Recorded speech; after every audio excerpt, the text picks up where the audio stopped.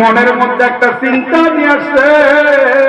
আবু জাহেল বলে মুহাম্মদ পাগল, আবু সুফিয়ান বলে মুহাম্মদ পাগল, মক্কার কাফের মুশরিকরা সবাই বলে মুহাম্মদ পাগল।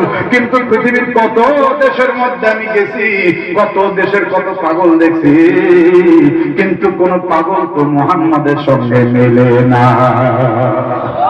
মুহাম্মাদের চুলগুলি কত সুন্দর পরিপাটি, পাগলের চুল তো কোনদিন এত সুন্দর হয় না। মুহাম্মাদের দাঁতগুলো কি সুন্দর, মুক্ত দাদার মতো চকচকে। কত পাগল দেখলাম দাঁত না জানা, দাঁতের মধ্যে ছাতা। এই মুহাম্মাদের দাঁতগুলো এত চকচকে, সে যদি পাগল হবে, সে এত চকচকে পরিষ্কার পরিপাটি কেমন করে রাখে? এগুলি তো প্রমাণ করে সে একজন সচেতন মানুষ। কি সুন্দর তার পোশাক পরিচ্ছদ, কি সুন্দর তার গোষ্ঠপূর্ণ গাল, কি সুন্দর গোলাপের পাপড়ি, এত সুন্দর তার ঠোঁটটা, কি সুন্দর তার নিষ্পাপ হাসি।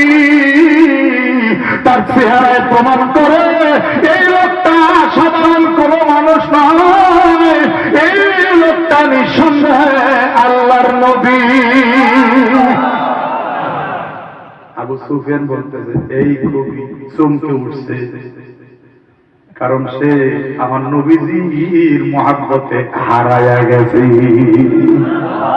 আপনারাও দেখবেন সকালবেলা যখন ঘুম থেকে উঠেন, হঠাৎ করে দেখবেন বসে থাকতে থাকতে এরকম হয়ে যায়, আপনি তাকায় আছেন সামনে, কিন্তু মনটা চলে গেছে ঢাকায়, মনটা চলে গেছে মক্কা মদিনায়। কথা কন না কেন? এরকম হয় না? হয় না?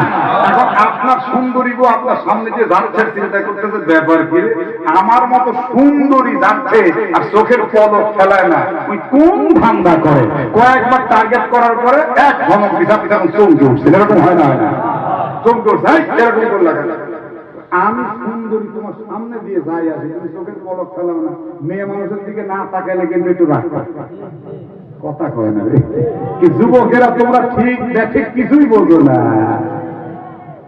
যুবক জানে না, ফেরেশতা রে, কিছু জানে না। আলহামদুলিল্লাহ ভালো, না জানা ভালো। কিন্তু আজকালকার যুবকদের যে অবস্থা রে ভাই, ক্লাস 3 বাচ্চা মোবাইলে চ্যাটিং করে। আমি মাগরিবের পরে আমার প্রতিবেশী এক ছেলে খালি এরকম, আচ্ছা মাগরিবের পরে পড়াশোনার টাইম না, বললাম কি পড়াশোনা করবি না? তাহলে তো আমার পড়া লাগে না।